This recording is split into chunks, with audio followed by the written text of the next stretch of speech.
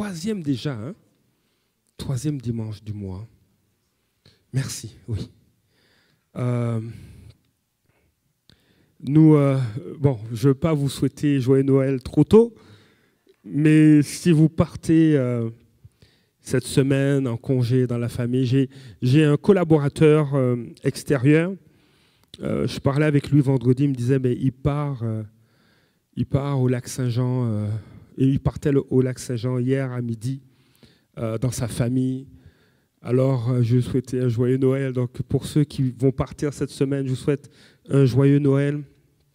Mais sur mon cœur, je vais avec vous effleurer Noël, mais je vais rester dans cette série qui est sur le livre d'Esther.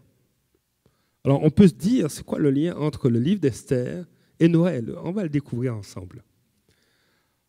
Permettez-moi, avant de continuer, de simplement prier. Je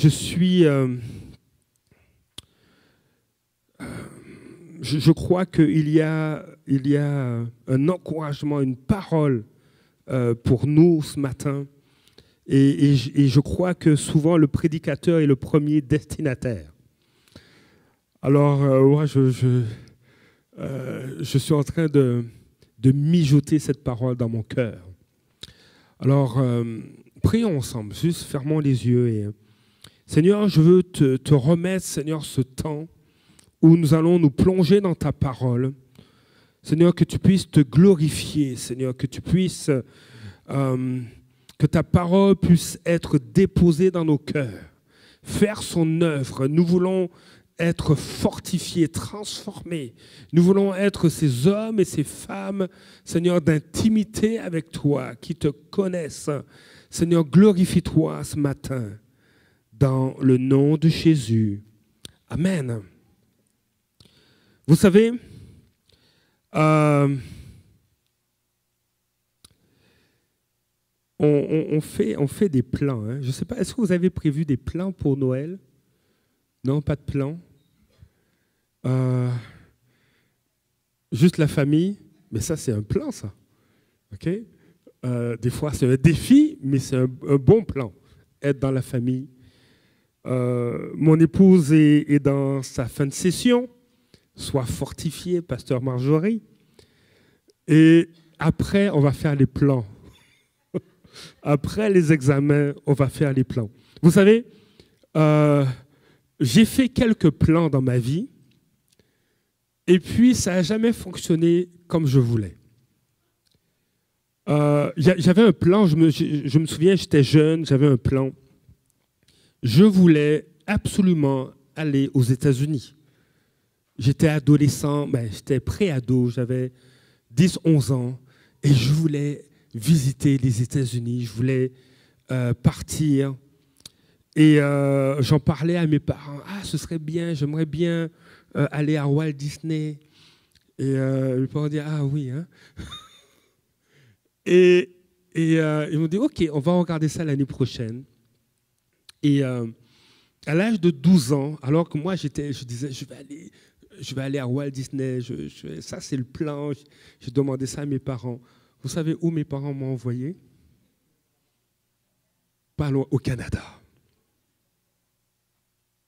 Ils m'ont envoyé plus au nord. Alors, ils m'ont envoyé pendant l'été à Montréal.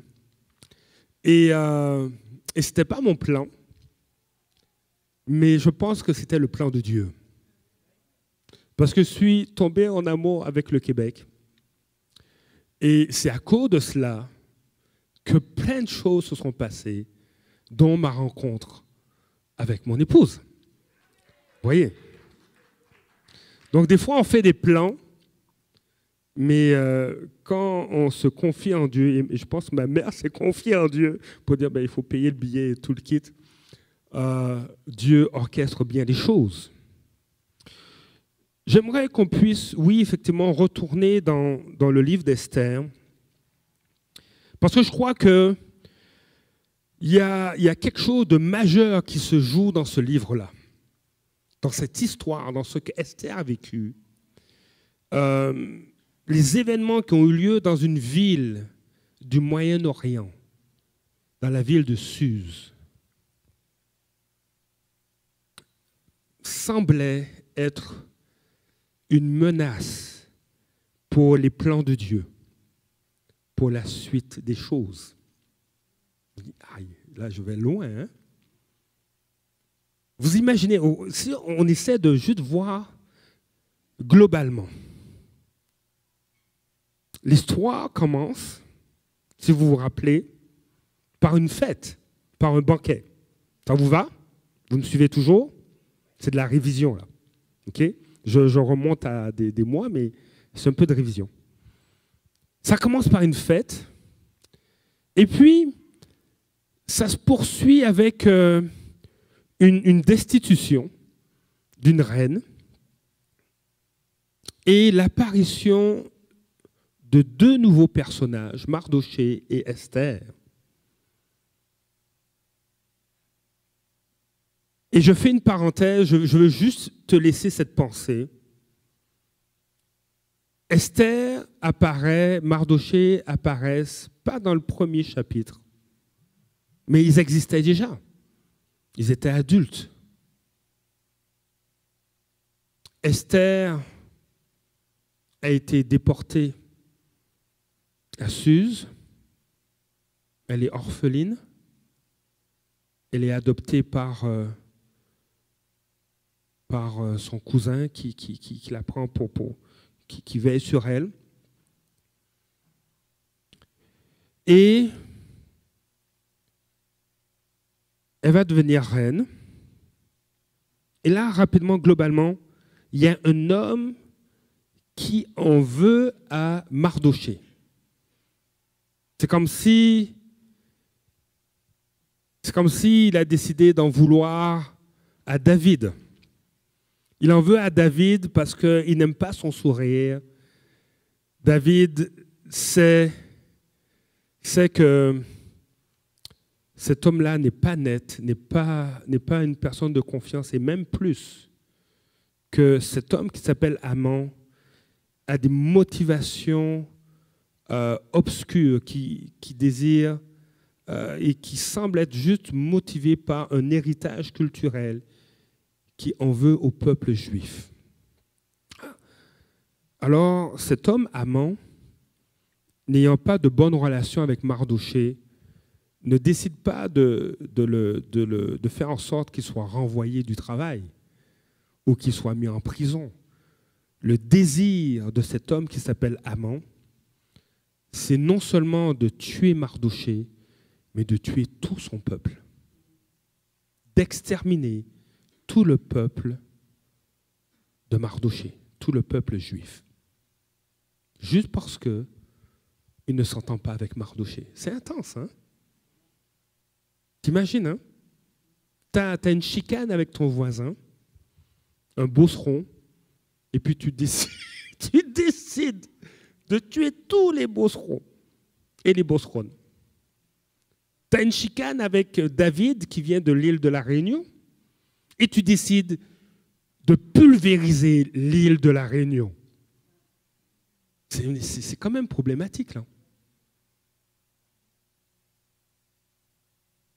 Tu as un problème avec Grace qui vient du Cameroun et tu décides de détruire tout le Cameroun. Donc on n'a plus de Mbappé.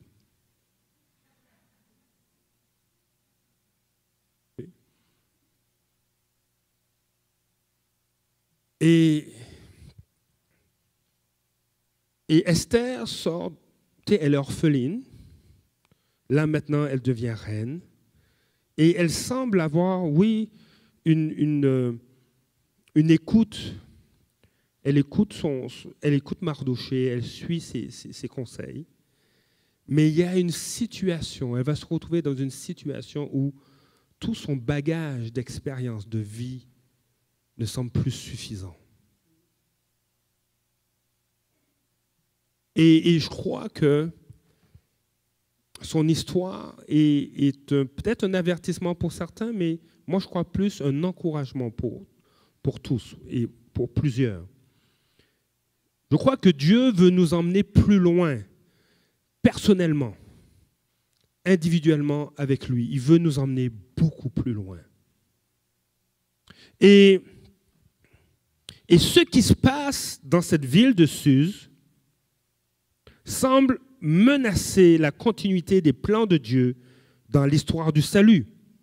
Et quand le livre d'Esther est écrit, pour les lecteurs, ce qui est en jeu dans le livre d'Esther, c'est non seulement la continuité de l'existence d'un peuple, du peuple juif, mais c'est aussi la venue de Jésus qui est en jeu. S'il n'y a plus de peuple juif, Jésus ne peut pas venir. Vous imaginez? Jésus, il ne peut pas venir. Le Messie ne peut pas venir. Le Messie rédempteur, celui qui amène le salut, ne peut pas venir. Et dans cette ville lointaine se joue l'histoire de l'humanité. Et on ne le réalise pas. Mais dans cette ville lointaine, à des milliers de kilomètres de Bethléem, se joue l'histoire de toute l'humanité. Parce qu'un homme s'est levé pour détruire le peuple d'Israël. Et vous vous souvenez, je vous ai parlé, j'ai comparé la reine Esther avec le roi Saül. Tous les deux viennent de la même tribu, de la tribu de Benjamin. Or, je vous ai dit que le roi Saül a cédé. Il n'a pas détruit les ennemis du peuple d'Israël à l'époque, qui étaient des Amalécites. À cette époque-là, à l'époque du roi Saül, il y avait un roi qui s'est levé, qui s'appelait Agag. C'est pas un gag, mais il s'appelait Agag. Et il s'est levé contre Israël, et Dieu avait demandé que lors de l'affrontement, lors de la bataille, qu'il n'y ait pas de prisonniers. Parce que c'est un peuple qui s'était levé depuis l'Exode contre Israël, juste parce qu'ils n'aimaient pas leur face. Juste pour ça. Et même dans le livre de l'Exode, il est mentionné, ce n'est pas contre vous que les Amalécites et que Amalek s'est levé, mais c'est contre moi, dit l'Éternel. Et Saül n'a pas obéi à la directive de Dieu. Mais en lisant le livre d'Esther, on voit qu'Esther obéit à ce que Dieu veut faire. Et je vous avais mentionné que dans le premier livre de Samuel et Samuel et le deuxième livre de Samuel, on fait allusion à une guerre dans laquelle Saül va se retrouver et il va mourir. Parce qu'il a désobéi, il n'a pas tué le roi Agag. Plus tard, c'est un Amalécite qui va le tuer. Particulier, hein? Ce qui doit mourir dans nos vies, qu'on ne tue pas, peut finir par nous tuer. Alors, on n'a pas à lutter contre des êtres humains. Aujourd'hui, on n'a pas à se lever et puis dire j'aime pas ta face, je vais te tuer. C'est pas ça. Mais il y a des Agag, où il y a des amants qui sont plus des images de réalités spirituelles ou des fois des réalités de cœur que Dieu veut abattre dans nos vies. La haine, la colère, et on peut en citer. Et moi, j'ai trouvé ça surprenant que même les commentateurs mentionnent que ce qui s'est passé à Suse avait un impact sur la venue de Jésus, avait un impact sur la naissance du Messie. Et je crois que Esther a vu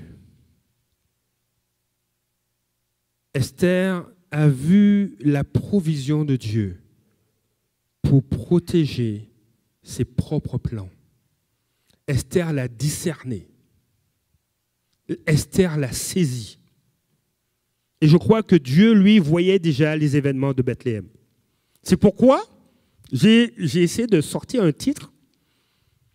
J'ai écrit « Esther, le plan de Dieu pour Bethléem » ou encore mieux, « Esther, le plan de Dieu pour Noël ».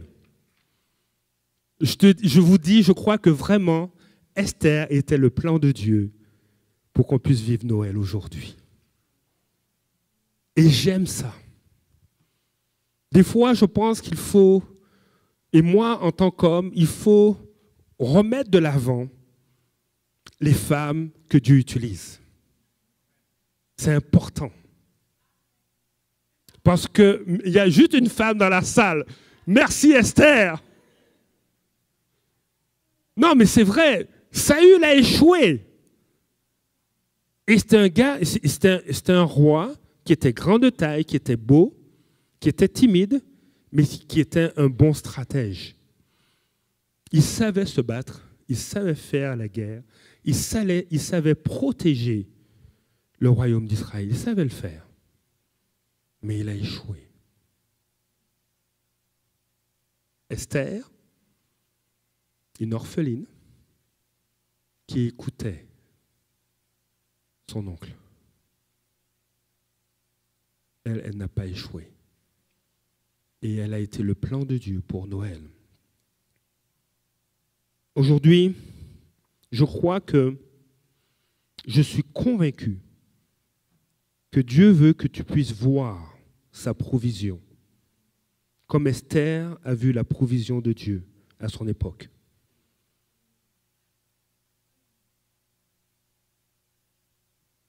Il y a une provision que Dieu veut nous montrer et qui va nous amener à marcher différemment, à vivre différemment, à interagir différemment. Il y a une provision que Dieu veut nous montrer, veut te montrer. Il y a une protection. Vous savez, la providence. La providence, a pour synonyme une protection prévoyante. C'est de voir en avant. La providence de Dieu. Dieu voit en avant.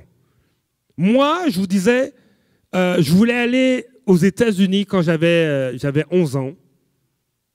Mais c'est au Canada que mes parents m'ont envoyé en vacances. Mais dans la providence de Dieu, Dieu savait, voyait en avant que 18 ans plus tard, j'allais me marier au Québec.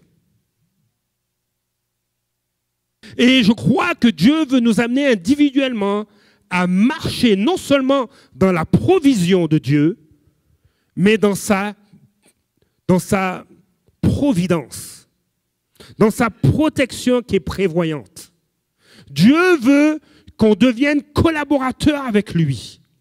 Parce que Esther, je crois, elle a vécu un changement radical simplement quand Mardochée lui a dit, dans Esther chapitre 4, je pense au verset 14,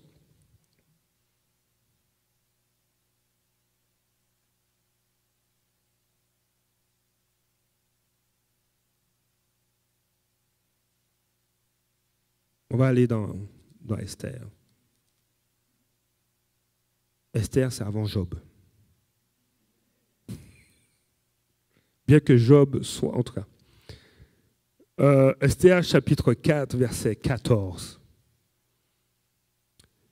On va commencer au verset 13. Vous savez, des fois, on a besoin de se faire un peu brasser. Et Mardochée l'a fait, au verset 13. Mardochée fit répondre à Esther, « Ne t'imagine pas, Majesté, que tu échapperas seul d'entre tous les Juifs. Car si tu continues à te taire, en cette occasion, le soulagement et la libération des Juifs surgira de notre côté, alors que toi et la maison de ton père, vous périrez. D'ailleurs, qui sait, si ce n'est pas pour une occasion comme celle-ci, que tu es parvenu à la royauté. » Et Esther fit répondre à Mardochée, et j'aime ça. Elle était malléable, elle était sensible, elle savait écouter. Je pense que les femmes savent écouter. Hein? Oh, il faut qu'on prenne exemple sur eux. Les maris, écoutons, nous maris, écoutons nos épouses. C'est important.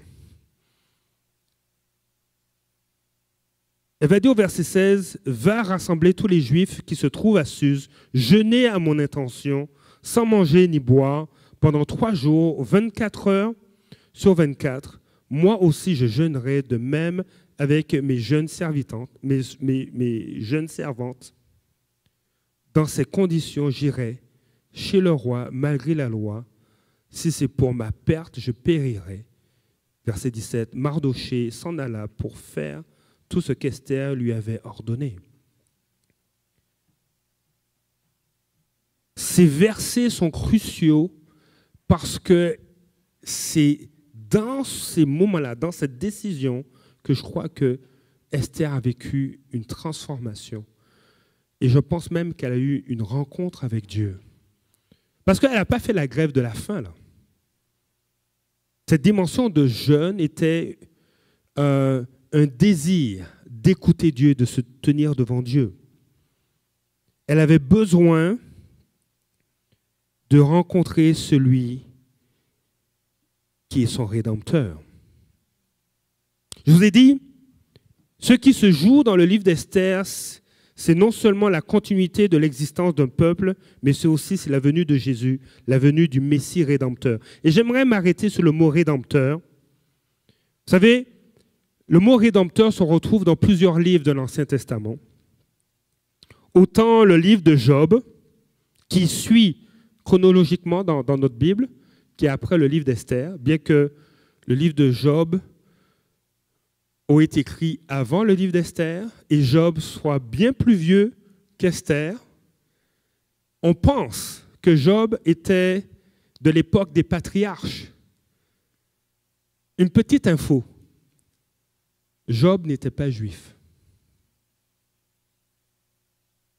C'est intéressant, hein? Celui qui a connu la souffrance, qui a crié à Dieu et qui a fait cette déclaration dans Job 19, verset 25. « Mais je sais que mon Rédempteur est vivant et qu'il se lèvera le dernier sur la terre. » Ce n'était pas un juif. Ce n'était pas un juif. Ah! Et moi, j'aime ça. J'aime ça parce que Dieu n'est pas seulement le Dieu des Juifs, il est le Dieu de tous les peuples. J'aime ça parce que, oui, le salut vient des Juifs. Amen. Et tous les peuples en Christ sont les héritiers des promesses que Dieu a faites à Abraham, le Juif. La Bible dit, il présente Abraham comme non seulement le père des Juifs, mais il est aussi le père de la foi, parce qu'il a cru. Et c'est beau de voir un homme comme Job faire cette déclaration, mais je sais que mon Rédempteur est vivant. Et ce matin, Dieu veut te rappeler que ton Rédempteur est vivant et qu'il se lèvera le dernier. Ton Rédempteur est vivant. Alors c'est bon de voir, mais c'est quoi un Rédempteur? Ce n'est pas un aspirateur, même si ça rime. C'est ni un vendeur. C'est peut-être un vengeur. OK? Ça peut être le mot hébreu. Je ne vais pas le prononcer, je ne vais pas écorcher la langue, même si elle est morte. Mais je ne vais pas l'écorcher. OK? Mais ce mot peut être traduit par vengeur. Alors oui, c'est vrai. Le terme hébreu désigne celui qui prend en main la défense d'un parent ou d'un proche. Rédempteur, dans le mot hébreu, signifie celui qui prend en main la défense d'un parent ou d'un proche. Il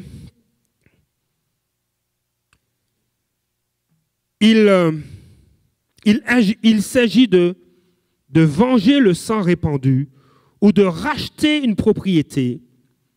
Le Rédempteur va prévenir l'extinction d'une famille ou même d'un peuple. Et en général, Le Rédempteur va empêcher qu'on fasse tort ou qu'on fasse du tort à un protégé. Et souvent, on va traduire le mot hébreu par avocat, défenseur, garant. Et on le traduit aussi par rédempteur. Donc, le rédempteur ou un rédempteur, c'est un avocat, un défenseur, un garant qui cherche à prendre en main la défense d'un parent, d'un proche, à venger le sang qui a été répandu injustement, à racheter soit une famille ou une propriété, à prévenir la disparition d'une famille et empêcher qu'on fasse du mal à un protégé. Et l'exemple du livre de Ruth nous présente un homme qui va racheter, qui va protéger, qui va relever, qui va prévenir la disparition d'une famille en épousant une jeune femme du nom de Ruth. Et dans le livre de Ruth, il est mentionné que celui qui rachète, c'est le plus proche parent. Laisse-moi te dire que ton plus proche parent, c'est ni ton épouse. Si je mets dans la balance Dieu, c'est ni ton épouse, ni ta mère, ni ton époux, ni ton père, ni ton frère, ni ta sœur. Ton plus proche parent, c'est Dieu. Parce que tu as été créé à son image. Ton plus proche parent, c'est Dieu. Et il a décidé de te racheter. Il a décidé de te protéger. Il a décidé de te défendre. Il a décidé d'empêcher que tu sois détruit. Il a décidé d'empêcher que du tort te soit fait. Il a choisi de t'aimer. Et nous sommes face à une déclaration majeure. Dieu est notre plus proche parent. Il est ton plus proche parent. Quand tu es dans ta salle de bain, tu as eu une mauvaise nouvelle, tu pleures, tu es touché. Quand tu es en colère, il est ton plus proche parent. Il veut te secourir. Et je crois qu'Esther avait besoin de rencontrer son Rédempteur. Elle avait besoin de cette rencontre avec Dieu qui pouvait la protéger, qui pouvait la racheter de la mort, qui pouvait la secourir, qui pouvait la défendre. Et je crois que si elle a vécu cela, ça signifie que toi aussi tu peux le vivre. Vous savez, Esther, elle connaissait son identité. Elle était juive, descendante d'Abraham. Elle était son ancêtre, c'était Benjamin. Elle connaissait, elle savait que sa tribu a été la première tribu à avoir un roi sur Israël. Elle connaissait son histoire. Elle connaissait ses épreuves. Et l'auteur du livre d'Esther n'a pas pris la peine de raconter sa déportation, n'a pas pris la peine de raconter son enfance, parce que je crois qu'il fallait mettre l'emphase sur cette rencontre qu'elle allait avoir dans Esther chapitre 4, qui a complètement changé sa vie. Et je crois que nous sommes appelés à vivre des rencontres comme Esther a vécu, qui bouleversent, transforment sa vie.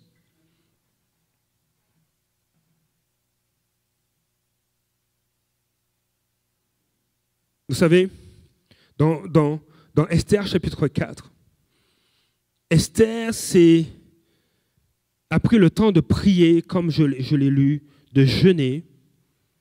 Peut-être que Dieu va t'appeler à jeûner. Mais une chose qui est certaine, c'est qu'il y a au moins 3 choses que tu seras amené à vivre. Quand on jeûne, on se met à l'écart et il y a quelque chose qui se passe.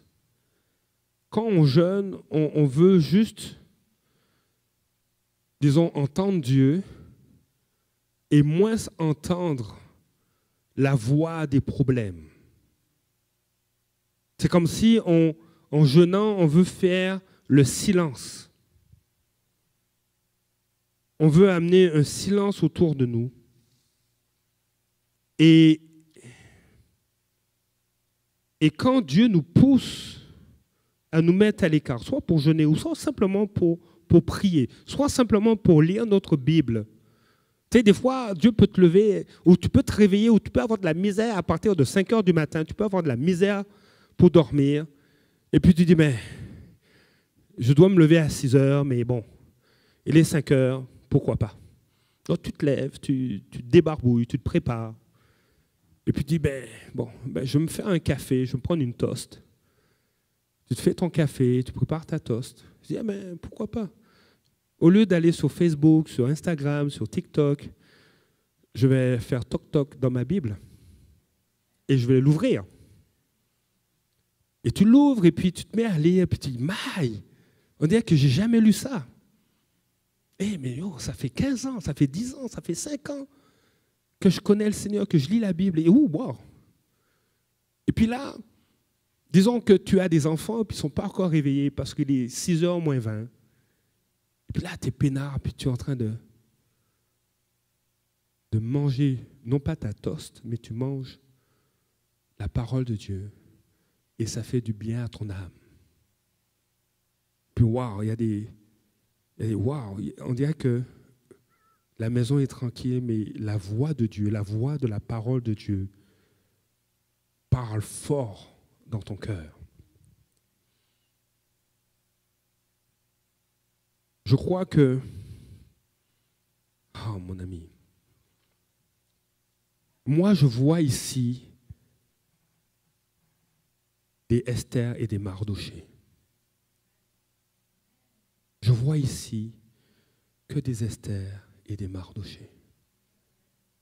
Et en ligne aussi, je ne vous vois pas, mais je crois qu'il y a des Esther et des Mardochée. Et je crois que Dieu veut vous emmener dans un lieu de silence. J'ai pris des notes ici. Vous savez, quand Dieu veut nous inviter à un moment de silence, quand ça vient du ciel, il y a quelque chose d'important que Dieu est en train de faire ou que Dieu veut communiquer. Apocalypse chapitre 8, verset 1. Vous imaginez, hein, dans toute la Bible, il me semble que dans toute la Bible, c'est juste dans Apocalypse chapitre 8, verset 1, qu'on entend parler, c'est drôle, on entend parler, où on lit qu'il y a eu un silence dans le ciel pendant 30 minutes. Hey! Je pense que quand le silence vient du ciel, il y a quelque chose d'important que Dieu va faire. Et Dieu veut nous emmener dans des moments de silence. Et comment je définirais le mot silence dans ce contexte-là?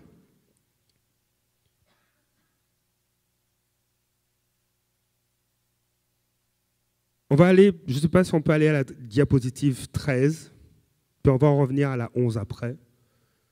Le silence, c'est donner. C'est donner, en fait, je dirais, c'est... Je vais essayer de le lire ici. C'est donner et faire taire chaque voix intérieure et extérieure pour être présent pour Dieu. C'est donner toutes nos voix intérieures et toutes les voix extérieures.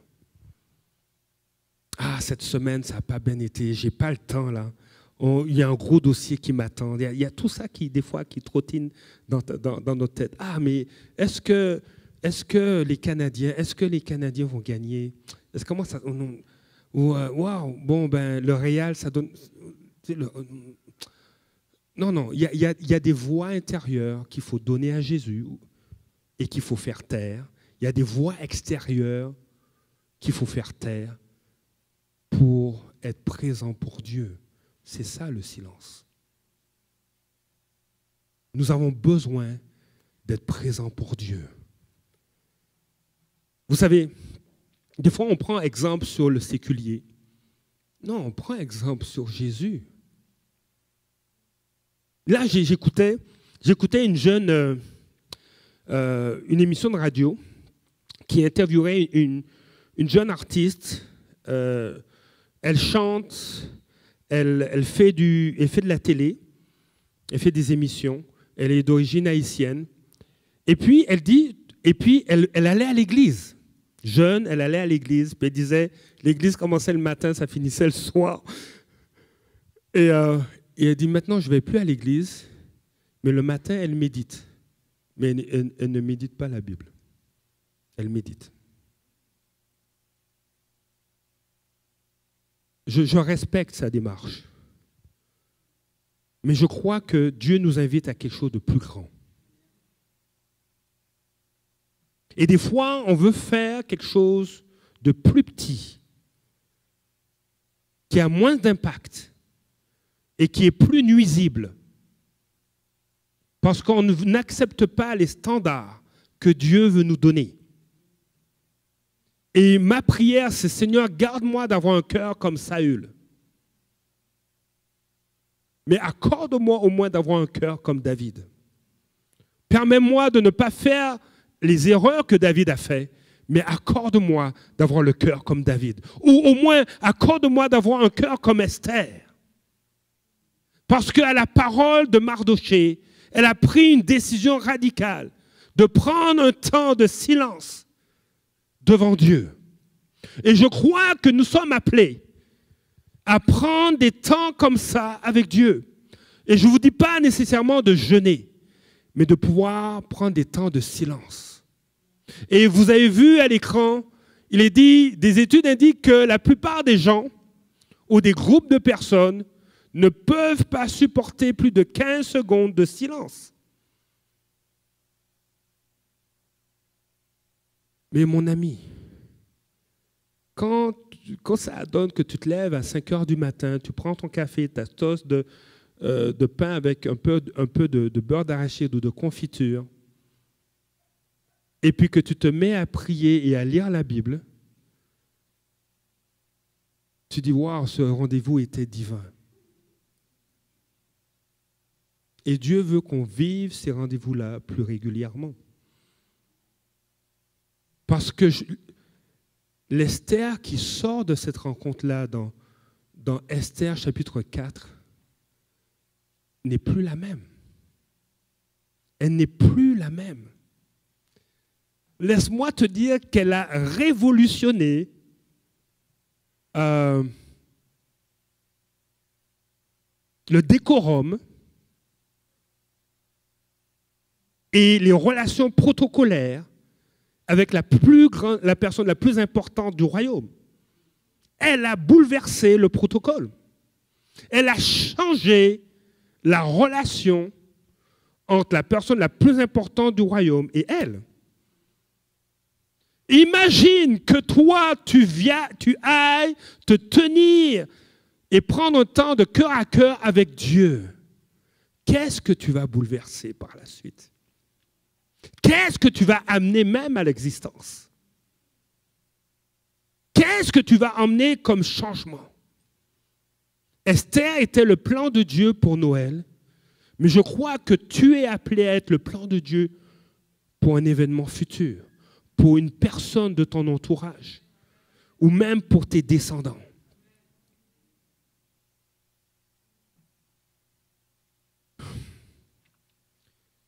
On peut décider on peut décider de marcher comme Saül, on va finir comme Saül. Ou on peut prendre exemple sur une femme du nom d'Esther et finir comme elle. La loi dit que si le roi ne t'appelle pas, tu ne peux pas rentrer dans sa présence. Et si je ne sais pas, tu trébuches, par hasard, tu tombes, tu te cognes, tu es maladroit ou maladroite, et puis tu trébuches sur la porte de la salle royale, et puis tu te retrouves devant lui, s'il ne lève pas son sceptre, tu es mort, ou tu es morte. Mais parce qu'elle a eu un temps de silence, parce qu'elle s'est tenue devant Dieu. Et vous savez, il y a des moments pour se taire, et puis il y a des moments pour parler. Et même avec Dieu, c'est pareil. Moi, j'ai écrit ceci, qu'il faut garder le silence dans certains lieux et dans certains moments de notre vie. Des fois, il faut garder le silence dans la présence manifeste de Dieu. Tu sens sa présence, tu te mets à pleurer. Des fois, il faut garder le silence. Mais aussi, il faut garder le silence après avoir exprimé tes émotions et tes sentiments, ce que tu vis. Dieu ne nous dit pas de nous taire par rapport à ce qu'on vit. Mais Dieu, je crois, nous invite à nous exprimer et ensuite à garder le silence et à le laisser nous parler. Tu sais, Dieu veut un dialogue. Il ne veut pas un monologue et il ne veut pas une mauvaise communication. Tu sais, au début de mon mariage, tu te souviens, hein, moi je pensais que je n'avais qu'à regarder mon épouse puis elle allait tout comprendre.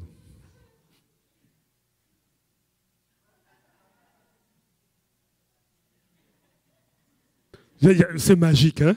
Ah ben, ça n'a pas marché. Je ne faisais pas les bons signes, en tout cas.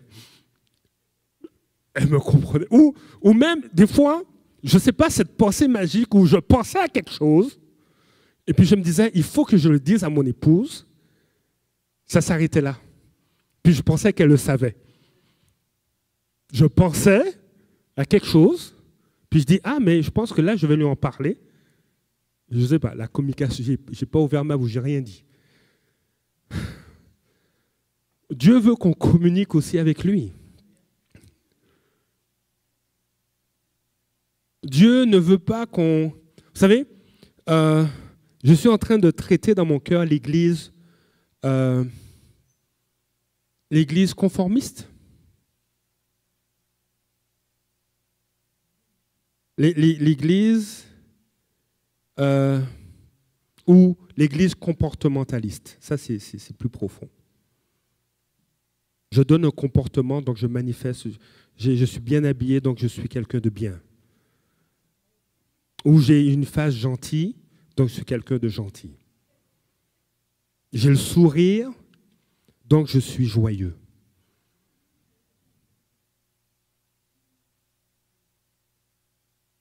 Tu peux dire à ton frère, un frère peut aller voir Denis, peut aller voir David, peut aller voir Claude, peut aller voir Élie, dire la semaine a été dure, est-ce qu'on peut prendre un café ensemble? C'est pas fort. Ma semaine n'a pas été forte. J'ai de la misère. Et Dieu ne nous appelle pas à être une église comportementaliste. Peut-être Dieu nous appelle à être une église transformatrice, mais... Et Esther a dû faire face, a dû garder le silence, a dû se tenir devant Dieu, parce qu'il y a eu un Haman qui s'est levé. Bon, il y a eu la mort qui s'est levée dans sa vie. Ses parents sont morts, puisqu'elle était orpheline. Il y a eu la guerre qui s'est levée dans sa vie. Elle n'est pas dans son pays natal.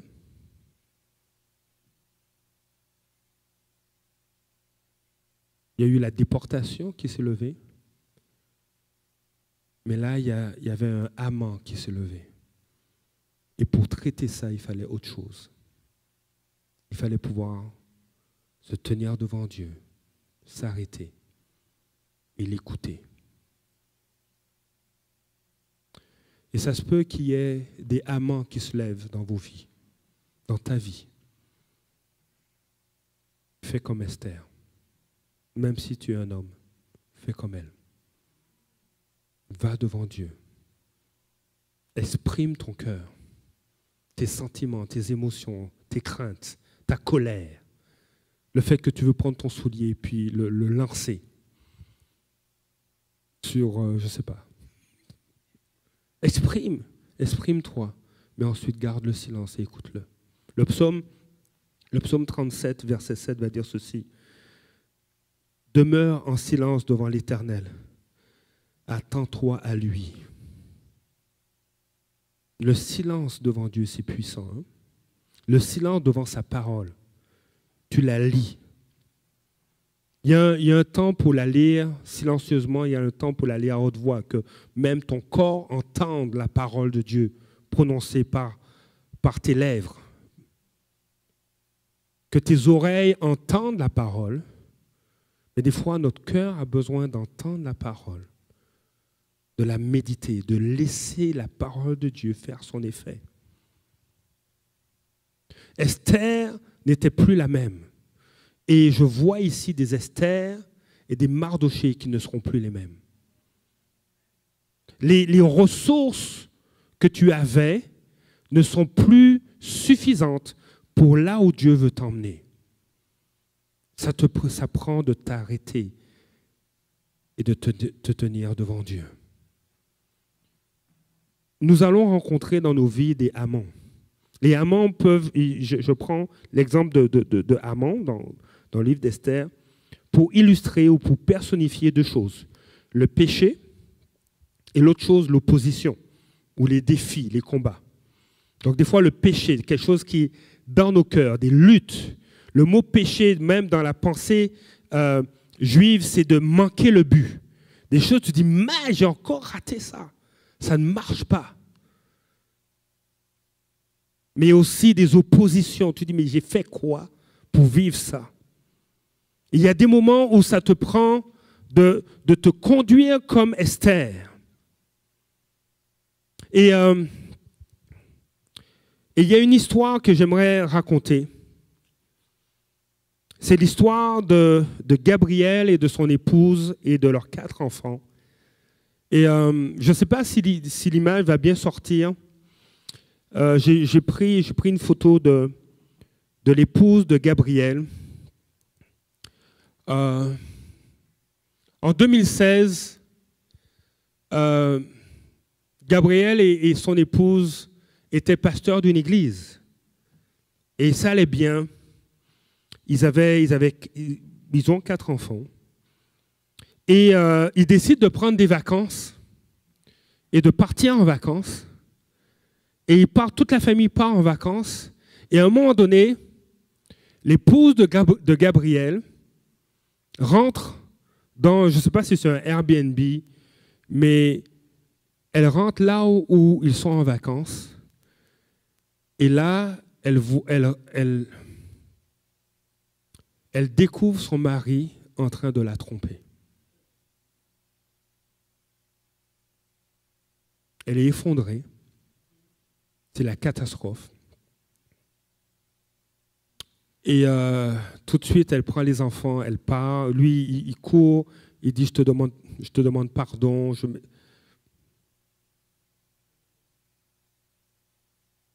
Et il décide, il l'annonce aux anciens de l'Église qui tout de suite disent, mais là, il faut un arrêt immédiat des fonctions de Gabriel. Gabriel ne peut plus faire le ministère. Et elle vit 2 deuils. Non seulement elle a la perte de son mariage, mais aussi la perte d'une communauté de foi. Et c'est l'effondrement. Gabriel quitte la maison. Elle garde les enfants. Et elle est face au péché de son mari, au amant qui s'est levé dans la vie de son mari. Et elle crie, elle pleure devant Dieu. Elle répand toutes ses émotions, tout son cœur. Mais elle va faire silence. Et à un moment donné, Dieu va lui dire, écoute les podcasts de telle église. Elle se met à écouter les podcasts de cette église-là. Et une restauration commence à venir. Elle est en train d'être bouleversée par les enseignements qu'elle entend. Et Dieu lui donne une autre perspective. Dieu lui dit, je vais te donner un nouveau mari. Je vais te donner un nouveau mari. Et elle dit dans son témoignage, à ce moment-là, elle ne savait pas si c'était un autre homme que Gabriel ou Gabriel m'est transformé. Un nouveau mari. Gabriel transformé, c'est aussi un nouveau mari. Ou carrément un autre homme. Donc Dieu lui dit, je vais te donner un nouveau mari. Et là, il y a eu toutes des démarches de séparation. Avec Gabriel, il se parlait pas souvent. Le seul endroit où Gabriel a pu trouver un refuge ou un endroit pour rester, c'est chez un seul ami qui lui restait. Il a habité là. Et dans le processus de restauration qu'elle vivait, Dieu lui met à cœur de déménager de l'État aux États-Unis où elle était pour se rendre en Californie et de s'attacher à l'Église, à l'Église où elle avait commencé à écouter les podcasts. Et elle décide de déménager là avec les enfants. Donc elle avertit Gabriel. Et Gabriel lui dit, et ça il y a des mois qui sont passés, et Gabriel lui dit, tu t'en vas là-bas en Californie, mais je ne sais pas pour toi, mais depuis quelques mois, Dieu est en train de me bouleverser à travers telle église. Et c'est la même église où elle a décidé de partir. Et là, Dieu est en train de bouleverser cet homme, de révolutionner sa vie, de le transformer. Et ils vont, au fait, tous se retrouver dans la même église en Californie. Et Dieu a restauré leur couple.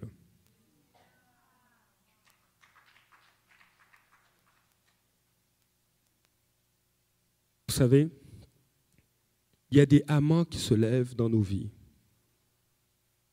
qui nous mettent face à un mur d'impossibilité. Mais quand tu t'arrêtes devant Dieu, quand tu t'arrêtes en Dieu, quand tu cries, ensuite tu fais silence, tu dis Seigneur, j'attends de toi que tu parles sur ma situation. Dieu parle toujours. Dieu parle toujours. Si on t'a dit que Dieu ne parle pas tout le temps, c'est un mensonge. Dieu parle tout le temps. J'ai un ami, il me disait, il avait une guitare. Et puis, il jouait de la guitare. Il parlait en langue. Et puis, il inventait des chants.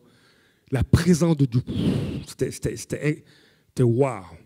Si ce n'était pas une guitare, il avait un petit tam-tam, là, un petit... et puis, il louait Dieu comme ça. Et puis, il me dit, tu sais, un jour, j'ai entendu Dieu le Père, j'ai entendu le Saint-Esprit et Jésus avoir une conversation, les trois. Et là, il dit, je ne sais pas si c'est Dieu le Père ou le Saint-Esprit ou Jésus qui dit, mais est-ce que nous allons cacher à Bob, on va appeler mon ami Bob, est-ce que nous allons cacher à Bob ce que nous allons faire dans sa vie et ce que nous allons faire dans l'église où il est? Et le Seigneur a commencé à parler à mon ami. Dieu parle tout le temps. Dieu parle. Dieu n'est pas muet. Dieu n'est vraiment pas muet. Il parle. Pauline, il parle. Dieu parle sur ta vie en ce moment. Dieu parle. Et Dieu a des choses à te dire. Et tu n'as pas à courir un marathon ou faire un 10 km. Ensuite, faire une cure au gingembre pour pouvoir entendre Dieu. Juste t'arrêter et ouvrir la Bible et dire, Seigneur, qu'est-ce que tu veux me dire? Vous savez, non seulement Dieu veut qu'on vive des temps de silence avec lui, mais Dieu veut nous aider à confronter les amants. Tu dis c'est impossible, mais juste le témoignage de cette femme ramène le fait que tout est possible avec Dieu. Tout est possible avec Dieu. Et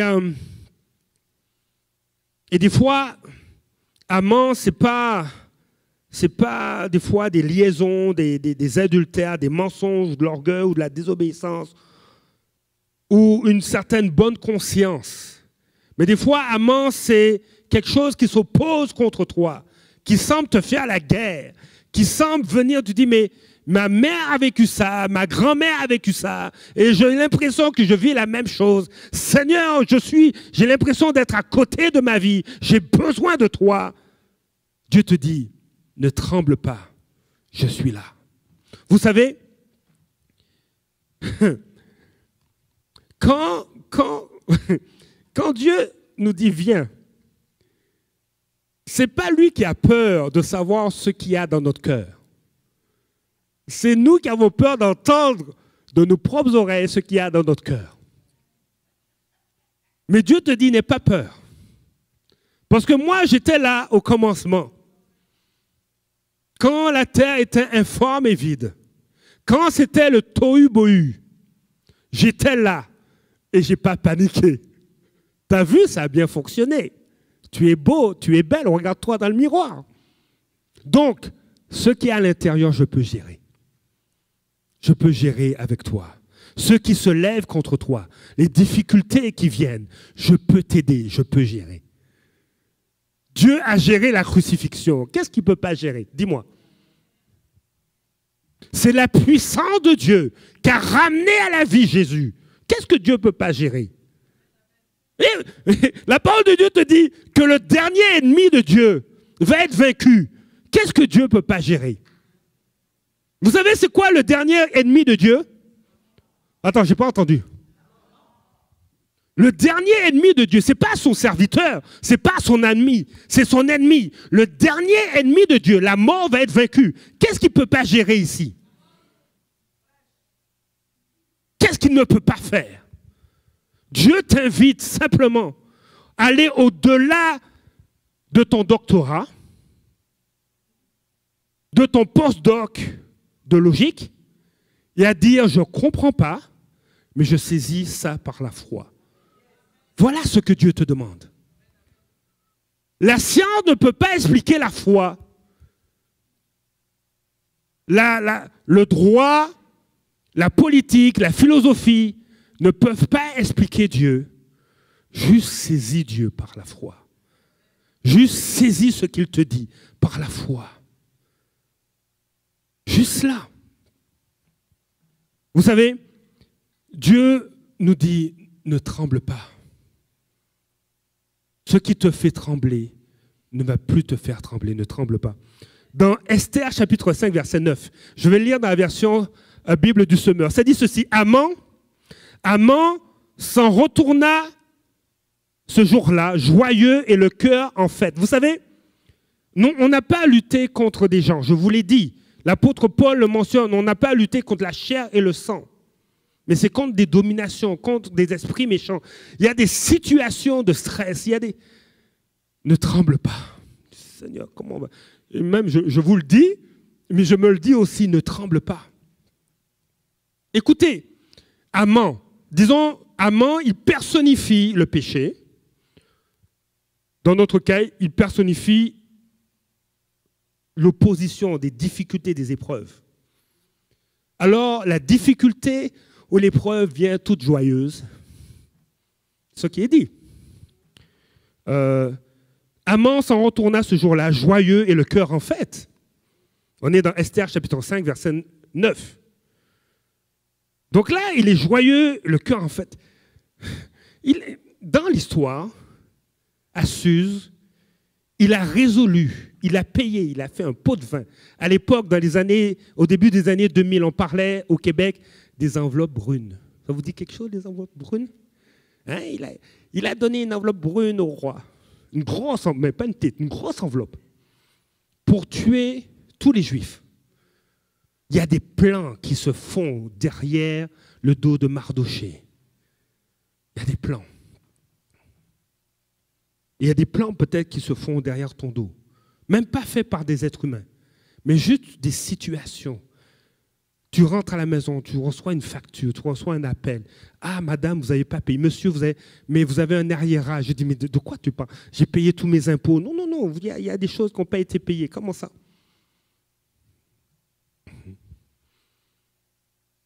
Aman s'en retourna ce jour-là joyeux et le cœur en fête, parce qu'il sait qu'il va détruire le peuple d'Israël.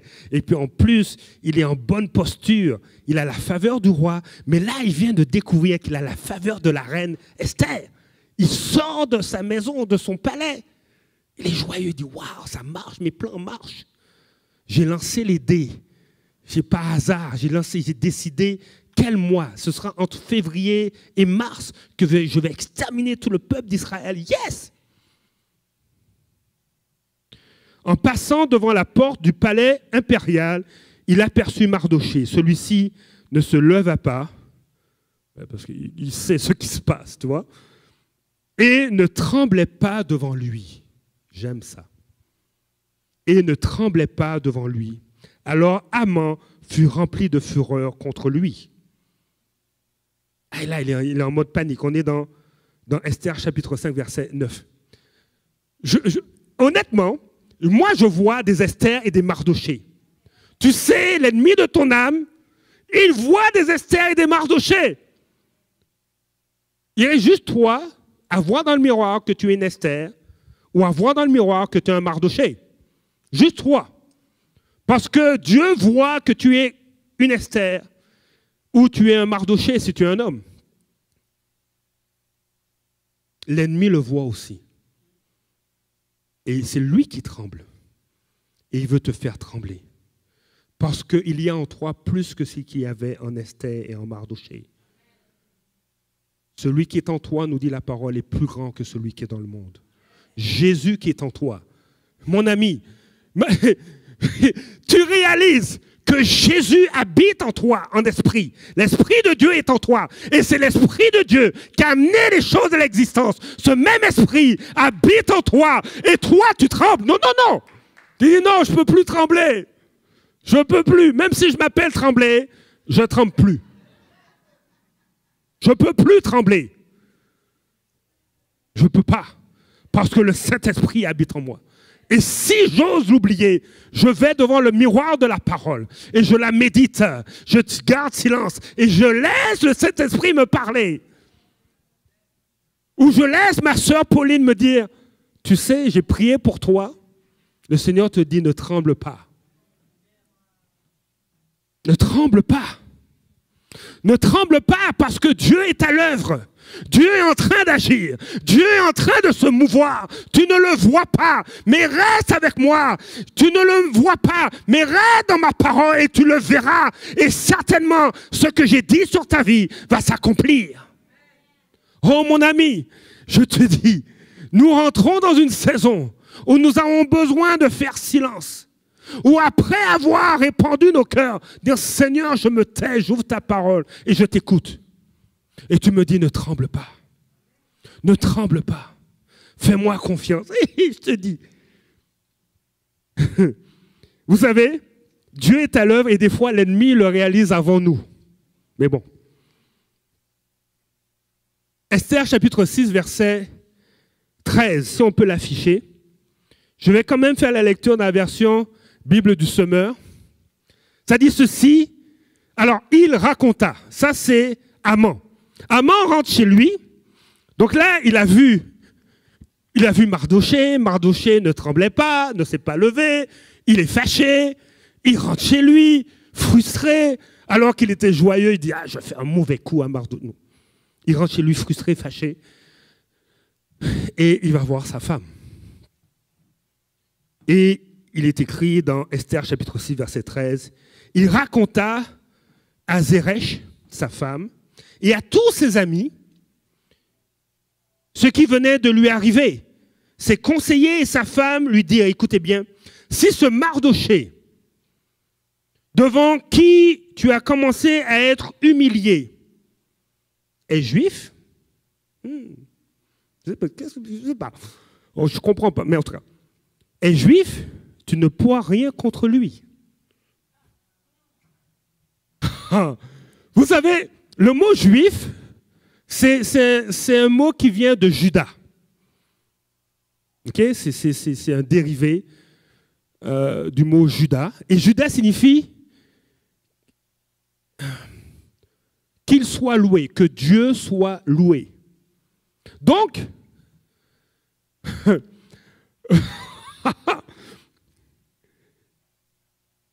Zeresh et les conseillers d'Aman savent que si Mardochée c'est un juif, Aman est fait. Aman n'aura pas le dessus. Parce qu'il est un homme dans la vie duquel Dieu est loué. Si Mardochée, devant qui tu as commencé à être humilié, est juif, tu ne pourras rien contre lui. Tu peux être certain que tu continueras à déchoir, à tomber, à descendre, à diminuer, à décliner, à t'abaisser, à te dégrader, à t'affaiblir, à dégénérer devant lui. Oh. Et aujourd'hui, il y a plus que Mardochée. Il y a Jésus dans ta vie. Il y a Jésus dans ta vie. Et l'ennemi commence à déchoir. L'ennemi commence à tomber. L'ennemi commence à être abaissé. L'ennemi commence à descendre. L'ennemi commence à diminuer. L'ennemi commence à décliner. L'ennemi commence à s'abaisser. L'ennemi commence à se dégrader. L'ennemi commence à s'affaiblir. L'ennemi commence à se dégénérer. Parce que celui qui est en toi est plus grand que celui qui est dans le monde. Mon ami, réalise que Jésus est en toi. Ne tremble pas. Dieu est à l'œuvre. L'ennemi, c'est lui qui tremble. Je ne veux pas être trop long, je vais devoir m'arrêter.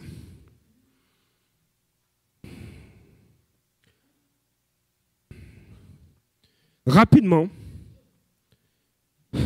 tellement Dieu est à l'œuvre que le roi de Perse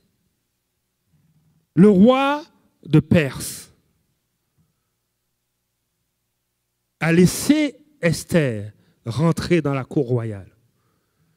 C'est pas pour... Il y a eu quelque chose. Honnêtement, elle n'avait pas le droit de se présenter devant le roi. La loi lui interdisait. Mais face à une injustice, elle s'est tenue devant Dieu. Elle a dit, je suis prête à mourir. Mais je fais confiance à Dieu. Je crois que Dieu nous attend à cet endroit-là. Il nous attend. Je suis prêt à mourir. Mais je vais aller là où Dieu me le demande.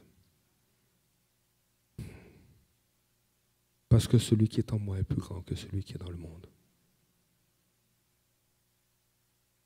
Vous savez, le roi a été convaincu, son cœur a été gagné. Il y a eu un premier repas avec Mardochée, avec Aman et le roi chez Esther. Ça, c'est avant Esther, chapitre 5, verset 9. Puis il y a eu un deuxième repas. Et là, Esther, voyez la sagesse, hein? La sagesse de Dieu. Esther a dit, mais si c'était pour être vendu comme esclave, je ne t'aurais rien dit. Mais on veut tuer la reine et son peuple. Et là, le roi, il est offusqué. Et ce roi-là, c'est un roi qui est méchant. Hein? Il n'est pas gentil. Hein? Il ne va pas aller jouer, je ne sais pas, à Kiyorama avec toi. Là. C'est un roi qui est pas gentil, qui est dur, qui a une certaine instabilité de caractère. Et là, il voit une injustice, on veut tuer la reine. Et ils disent, qui veut faire cela? Et bien sûr, elle dit, c'est Aman. Et là, Aman, de joyeux qu'il était, il devient liquéfié à terre. Là. Il n'en revient plus. Dieu est à l'œuvre. Il y a des choses qui se sont levées contre toi dans ta vie. Il y a des péchés avec lesquels tu luttes. Dépose ça aux pieds de Jésus. Ça ne peut pas tenir. Tu es appelé à aller juste au pied de la croix. Juste, t'inquiète pas. Fais confiance à Dieu. Et là, bien sûr, Haman va être arrêté. Puis, mais ce que Haman avait demandé au roi ne pouvait pas être annulé. On ne pouvait pas amender la loi. Il a fallu une autre loi.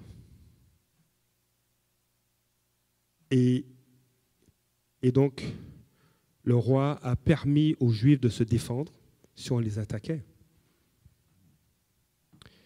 Et le roi a fait envoyer des lettres stipulant que les Juifs ont le droit de se défendre. Aujourd'hui, et je vais juste lire ça. Par ces lettres, le roi, Esther chapitre 8, verset 11, le roi donnait aux Juifs en quelque ville qu'ils fussent la permission de se rassembler et de défendre leur vie, de détruire, de tuer et de faire périr avec leurs enfants, leurs petits-enfants et leurs femmes, tous ceux de chaque peuple et de chaque province qui prenaient les armes pour les attaquer et de livrer leurs biens au pillage. Mais laisse-moi te dire, en Christ, tu as plus que ça. Tu n'as pas à lutter contre la chair et le sang. Mais je veux te dire, wow.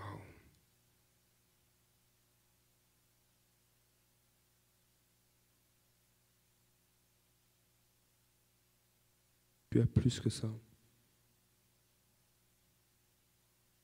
Dans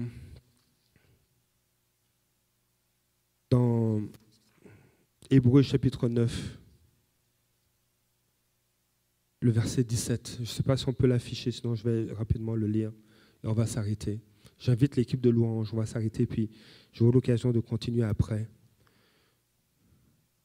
Mais non seulement il y a plus que ces lettres-là, à cause de ce que Dieu a fait, la crainte s'est emparée de tous les peuples du royaume d'Assuérus, au point que plusieurs sont devenus juifs parce qu'ils avaient peur. Mais il y a plus que ça. En Christ, il y a bien plus et il y a bien mieux que ça. Non seulement dans Hébreux, chapitre 9, écoutez ça. Jésus est celui qui est mort à la croix. Il est le testateur, celui qui écrit un testament. D'accord? Verset 17. Le testament, en effet, n'entre en vigueur qu'après le décès, puisqu'il n'y a pas de validité tant que le testateur est en vie. Jésus est mort pour que le testament rentre en vigueur. Jésus est mort. C'est plus que les lettres du roi. Jésus est mort, le testament, une nouvelle alliance a pris place, plus efficace que la première, garantissant l'accomplissement des promesses que Dieu a faites à Abraham, garantissant que ces promesses vont s'accomplir dans ta vie.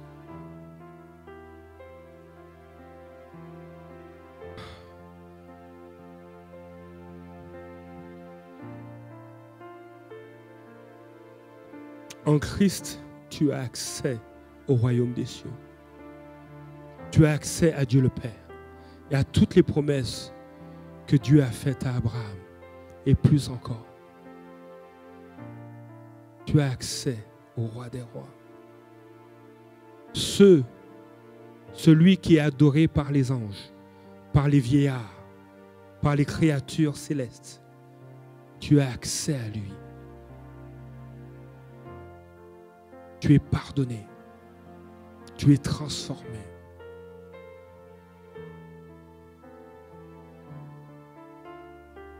Et ce que j'aime dans le livre des Actes, on voit l'impact non seulement de la crucifixion, mais de la résurrection de Jésus. Et on voit cette description de la première église qui est présente à Jérusalem, qui se trouve avoir la faveur du peuple. Les hommes et les femmes n'ont plus peur des Juifs. mais ils se réjouissent avec les chrétiens. Ils se réjouissent avec les croyants. Dieu nous appelle à faire silence, à aller devant lui, à ne pas trembler, à réaliser que Dieu est à l'œuvre. Parce qu'il nous appelle à avoir un impact à notre époque. Il nous appelle à être des porteurs de paix. Et ce matin, je veux t'encourager. Je veux t'encourager à prendre une décision. Prendre la décision de dire, Seigneur, je veux marcher comme Esther a marché. Je veux à ton appel répondre. Je veux aller dans ta présence. Je veux chérir ces moments-là. Parce que Dieu veut t'emmener plus haut, plus loin. Il y a des amants qui vont se lever contre toi. Mais tu es appelé à les vaincre. Ce n'est ni contre la chair et le sang que tu as à lutter. Mais Dieu veut faire de toi un porteur de paix. Un faiseur de paix. Dans ta propre vie, dans ton propre cœur, il y a des choses qui vont tomber quand tu vas prendre ces temps de silence avec Dieu. Ces temps de cœur à cœur. Et Dieu va te dire, ne tremble pas. Ne tremble pas juste face au bruit de guerre. Tout ce que tu entends, tous les bruits extérieurs, toutes les mauvaises nouvelles, tout ce qui se passe sur les réseaux sociaux, toutes les annonces bizarres que tu peux entendre dans des gouvernements, ne t'inquiète pas. Toi, viens dans ma présence. Ne tremble pas, parce que je vais faire de toi un Esther et un Mardochée. Tu vas agir pour la gloire de Dieu. Et tu vas être un faiseur de paix. Un porteur de paix. Je t'invite à te lever. On va prier et on va laisser l'équipe de louange terminer par un chant. Rapidement, je dois faire les annonces. Ou tu vas faire? Oui, ok. On va faire un mot de prière. J'ai invité Pasteur Marjorie. Seigneur, nous voulons être ces hommes et ces femmes que tu appelles comme Esther et Mardochée. Nous voulons être ces hommes et ces femmes qui se tiennent devant toi dans le silence, qui répandent leur cœur, mais qui attendent une réponse de toi. Nous voulons être ces hommes et ces femmes qui ne tremblent pas. Nous voulons être ces hommes et ces femmes qui ne tremblent pas parce que tu es à l'œuvre. Et Seigneur, je veux te dire merci. Seigneur, de ce que tu nous fais vivre une transition, tu nous emmènes plus loin avec toi, afin que nous soyons des porteurs de paix, des faiseurs de paix autour de nous. Seigneur, ce n'est pas la crainte que tu veux répandre chez les hommes, mais c'est la paix, la joie en Jésus-Christ. Seigneur, dans le nom de Jésus, Seigneur, utilise nos mains pour déclarer, pour imposer la guérison et la délivrance. Utilise nos lèvres et nos bouches pour relâcher des paroles qui viennent de ton cœur. Seigneur, nous sommes appelés à être des faiseurs de paix, des porteurs de paix, des porteurs de joie. Et Seigneur, je prie, Père, que chacun de nous, Seigneur, nous puissions vivre ta joie et ta paix dans nos cœurs, dans nos pensées, dans notre être intérieur, afin que toute la gloire te revienne. Seigneur, dans le nom de Jésus, Seigneur, les faux raisonnements tombent parce qu'on s'arrête dans ta présence. Tu vas faire tomber des faux raisonnements. Tu vas faire tomber des mensonges. Tu vas faire tomber des écailles de nos yeux afin qu'on considère combien nous sommes précieux à tes yeux et combien ton appel sur nos vies est précieux. C'est pour un temps comme celui-ci que tu nous as élevés au statut de prince et de princesse. Tu nous as donné un sacerdoce royal. Dans le nom de Jésus, Père, que nos yeux voient, que nos oreilles entendent ce que dit le Saint-Esprit à travers ta parole. Que nous puissions le saisir. Que nous puissions le saisir pour nos vies, pour notre couple, pour nos enfants, pour nos parents, pour nos collègues. Que nous puissions saisir toute ta parole et que nous puissions la vivre dans le nom de Jésus. Amen. Alléluia.